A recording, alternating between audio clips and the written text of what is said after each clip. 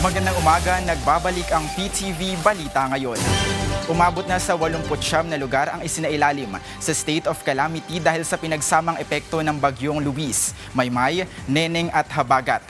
Ayon sa pinakahuling datos ng National Disaster Risk Reduction and Management Council o NDRRMC, apektado ng kalamidad ang 2.1 milyon na pamilya sa regions 1, 2, 3, 5, 6, 9, Calabarzon, Cordillera Administrative Region, Metro Manila at Mimaropa. 29 naman ang nasawi at 11 ang sugatan habang 3 ang nawawala.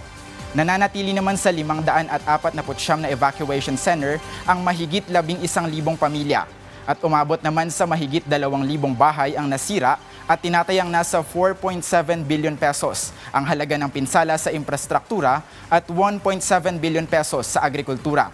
Umabot naman sa mahigit 1 bilyong piso ang halaga ng tulong na naipamahagi sa mga apektadong residente. Sa ibang balita, muling isinailalim sa yellow alert ang Visayas Grid ngayong araw dahil sa manipis na reserbang kuryente sa maraming planta.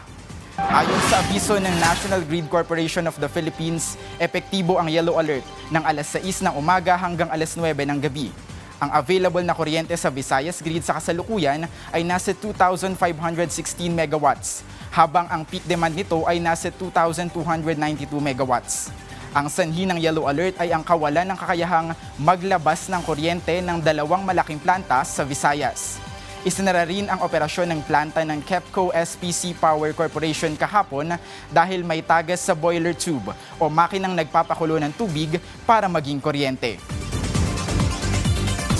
At yan ang mga balita sa oras na ito. Para sa iba pang updates, i-follow at i-like kami sa aming social media sites sa @PTBPH. Ako si Elijah Canlas para sa Bayan.